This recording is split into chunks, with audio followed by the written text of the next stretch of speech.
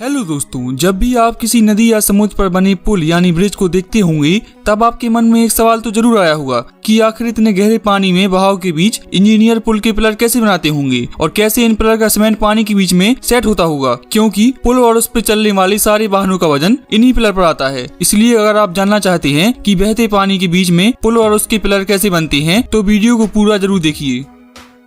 दोस्तों, पुल बनाते समय सबसे कठिन काम होता है उसकी फाउंडेशन और पिलर को पानी के बीच में बनाना, क्योंकि चारों तरफ पानी बहता रहता है। ऐसे में पिलर और फाउंडेशन कैसे बनाई जा सकती है, इसके लिए इंजीनियर्स ने कई सारे मेथड निकाले हैं।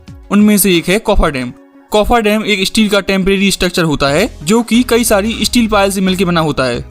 अगर आपने कभी मकान को बनते देखा होगा तो आपने यह चीज तो जरूर देखी होगी जो सपोर्ट के लिए उपयोग की जाती है। यह भी एक प्रकार का पायल ही होता है। ठीक इसी प्रकार कई सारे स्टील पायल से मिलकर कॉफर डैम बना होता है।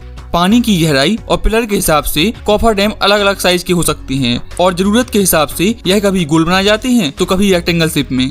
इसके बाद इन कॉफर डैम को जहाज में फिट क्रेन मशीन की सहायता से उठाकर पुल की लोकेशन पर पहुंचा देते हैं। फिर धीरे धीरे इसे पानी में डालते हैं।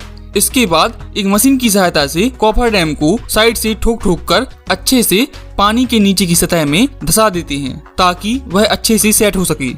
इसके बाद मोटर और पंप की सहायता से इसके अंदर का सारा पानी निकाल देते हैं, जिससे हमें इसके अंदर खाली और सूखी जमीन मिल जाती है, जिस पर हम आसानी से कंक्रीट, सरिये और स्टील जैसी चीजों की मदद से फाउंडेशन और पिलर बना सकते हैं पुल के लिए। और जब पिलर और फाउंडेशन सूख जाता है तो कॉफर डैम को वहां से हटा देते हैं। लेकिन हर जगह इस तरह से काम नहीं किया जा सकता। अगर पानी बहुत गहरा हो जैसे कि समुद्र में तो वहां हम पिलर बनाने का दूसरा मेथड इस्तेमाल करते हैं जिसे बैटर्ड पाइल कहते हैं। इस मेथड में हम बड़े बड़े विशाल लोहे के पाइप का उपयोग करते हैं। इन विशाल पाइप की लंबाई पानी की गहराई के हिसाब से कई मीटर हो सकती है। इन विशाल लोहे के पाइप को जहाज की मदद से उस लोकेशन पर पहुंचा देते हैं जहां पर हमें पुल बनाना है और फिर मशीन की सहायता से इसे सीधा करके धीरे धीरे पानी में डालते हैं।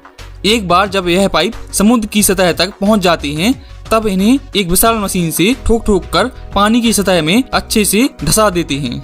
फिर कंक्रीट और सरिये से इस पाइप को भर देते हैं। एक बार जब यह पाइप सेट हो जाता है फिर इसके बाद चाहे सुनामी आए या तूफान, इसे कुछ नहीं होता।